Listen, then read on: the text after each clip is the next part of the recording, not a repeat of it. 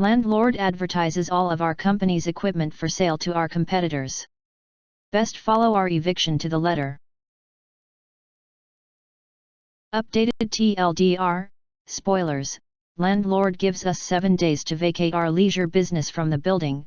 He thinks we can't empty the business during lockdown, and proceeds to advertise our equipment for sale to our competition. We sell everything in 7 days and destroy the rest. Enjoy no rent and the loss of your potential buyers. I work for a leisure company, think soft play, indoor soccer, laser tag, can't be specific. Prior to lockdown, managers and the big bosses were negotiating the renewal of the lease on one of our parks. Things were going mostly smoothly, however, the landlords were difficult to contact. Then 2020's shit hit the fan. All of our sites were closed, and everything was thrown into a mess. Negotiations began to slip down the priority list. Nobody thought the landlord would push an eviction for an expired lease during this period, especially with it still getting rent, despite the site's closure, and the closure of every business and restaurant in the immediate area. We were wrong. A few days ago, we received a letter saying we had 7 days to leave the premises and take everything with us. We are reminded that anything left in the building after 7 days will become the landlord's property. That line is very important. Now a lot of construction goes into installing our equipment into a new building, which makes emptying one even harder. Add a lockdown, with no staff and most businesses shut, it meant that saving much of our assets would prove to be extremely difficult. To lose a profitable site and all of its assets is definitely a blow to our company. But here is where it gets worse. A few days into our 7-day eviction, we find out that the landlord has been advertising our park to our competitors. But he isn't offering just the building, he is offering all of our stuff pre-installed, ready to go, just needs rebranding. The landlord has evicted us from the property in an attempt to increase rent and make a solid profit from our equipment installed because he thinks we won't be able to empty the park. We were furious. And here is where the malicious compliance came in. We were told we had 7 days to move everything we owned out of the property. So that's what we did. Local businesses from all around offered up free space to store our things. A few people came back out of lockdown and they all spent the rest of the week removing, selling, or destroying everything that was related to us. We didn't even leave light fittings.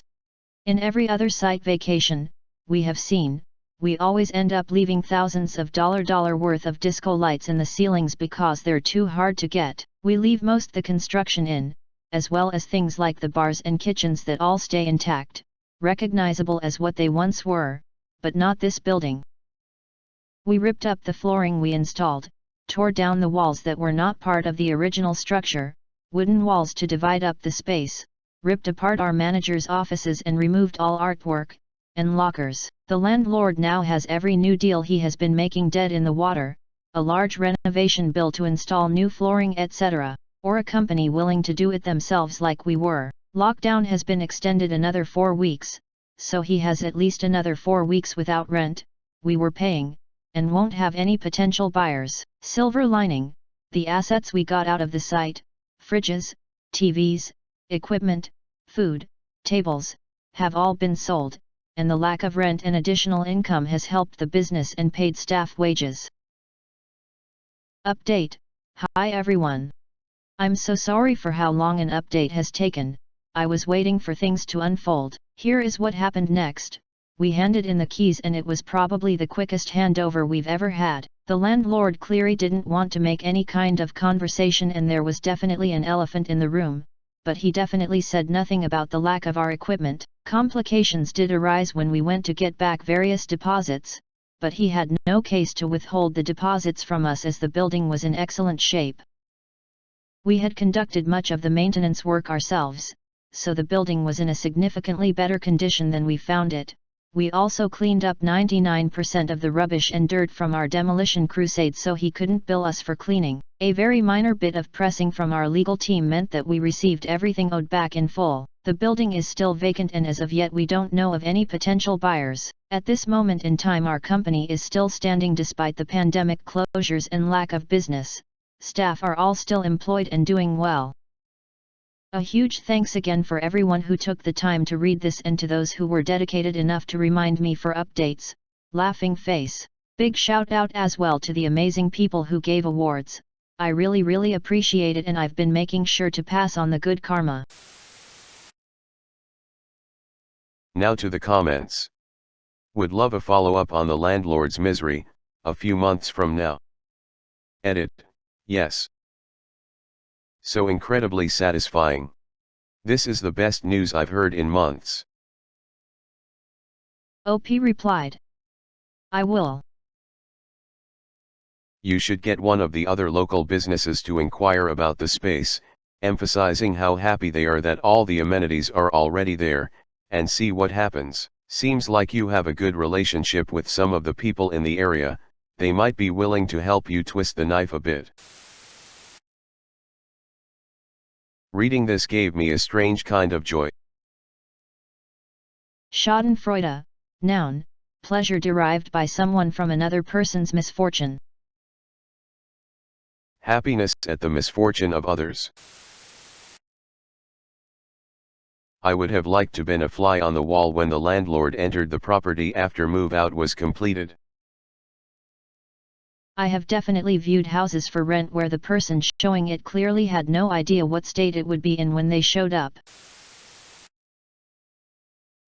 If he hadn't pulled that maneuver, you would have likely left much of it intact to his benefit. Instead, you got everything out and managed to sell it to the benefit of your company and employees. You should send him a box of chocolates and a note thanking him for motivating you into doing what turned out to be the best option for your people, although, hand delivering it and having someone record his reaction would be priceless.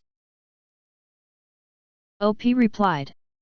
When our biggest site got closed down a few years ago, it was down to the landlord raising the price of the rent to an eye-watering amount. 3 years later, nobody has moved into that building. We only had 2 days to move out, can't remember why, and because of that we left 90% of our inventory, 50k worth of disco lights, parkour courses, food, ovens, tables. We left most of it. The landlord was pretty nice about it though, and every once in a while lets us go back in and collect some stock we are struggling to get, i.e. branded t-shirts, uniforms etc. when we have supplier difficulties. 3 years later all of our stuff is still in there because he wants too much rent for any of our competitors and it's too much money to remove all of our installed facilities. The point I'm making is that when it comes down to it, we have in the past left thousands and thousands of dollar of assets in other venues with forced evictions. We do our best, we hire as many lorries, vans, and staff as we can, but there's only so many cafe sofas and tables that you can fit onto a truck and have somewhere as big as our other sites to store. So if the landlord hadn't been a dick and at least waited a few months before listing it for sale, he could have had a working attraction that just needed some decorating. How are such short eviction notices even legal? Plus I highly doubt that the line in the contract "everything left behind is now mine" is fully illegal too. I'm so glad it worked out for you guys. The landlord is a knob and has been taught a good and expensive lesson. Too many times I've read about this scenario, and it happened several months ago at a bar we frequent. Restaurant leases place at a reasonable rate. Restaurant gets popular. 2 years later, landlord jacks the rent up. Restaurant has to relocate or close. Leave behind tons of equipment because restaurant owners can't afford to move/tear out everything. Landlord opens their own restaurant with equipment/work still intact. So happy you put in the extra effort to screw the landlord over. That is disgusting and greedy. How do these people even live with themselves? Repulsive. Piles of money is how. I had a similar if less completely satisfying experience. We ran a maker's space and artist's studio and took part in an open studio walk where people could visit studios in the neighborhood. A couple of hundred people took a tour of the studios that day. One couple asked a lot of questions about our fit out, the designers and how we ran the space. At the time we had already agreed to take up the next 5-year option on our lease. We had a 5x5x5, A couple of days after the open studio, the owner suddenly had issues with us and doesn't want to let us exercise the agreed option on the lease after all. He also asks for way more rent than we had verbally agreed and makes a bunch of unfounded accusations about how we are not compliant with the terms of the lease. Basically, he tries to kick us out. We hire a lawyer who gets us 3 months free rent because the owner hadn't issued a specific notice to us on time and is effectively breaking the lease. Our lawyer argues that we should be able to leave the place as is. This is only supposed to be a negotiating position. We didn't want to have to repaint the walls and floors to the original color, so we were planning to negotiate down from as is to modified make good. To our surprise, the owner agrees to let us leave the space as is, which is pretty odd. We had fitted out the studio with a kitchen, luxury shower and multiple rooms. Basically, it could function as a 4-bedroom house plus 15 studio spaces. But to comply with planning regulations, we built everything as little modules on wheels. Very little was installed permanently or was actual fixtures. We had explained that our whole fit-out was temporary and could be bumped out in a week or so to the owners. But they obviously didn't listen to us. We got increasingly suspicious when the owners didn't advertise for new tenants. We let the owners think we were leaving everything and enjoyed our 3 months free rent. We exercised our rights to 0 inspections until our move-out date and used the time to strip every light fitting, piece of electrical wiring, insulation, work pod, and wall panel from the place. We left only the bare brick warehouse shell and a patch of floor painted bright purple. It turns out that the owner's grandchildren had visited during the open studio and decided they fancied our lifestyle. They got Granddad to kick us out so they could move in and live there. The moment we moved out and the grandkids saw they would get none of our stuff, they put warehouse up for lease. Took 6 months to lease. So, the owners lost good tenants and 9 months rent. We on the other hand moved our little modules down to a relative's beach block and made ourselves an instant holiday house. Seriously though. Duck property owners who think that they have the right to mess with their tenants' business. We need to stop calling them landlords. They are not lords or ladies. Tenants are not humble serfs. Owners are just people supplying goods and services, and they need to share the risks along with the benefits and not feel a false sense of entitlement. This was a couple of years ago, but any property owner who evicts a tenant during the state of emergency is scum.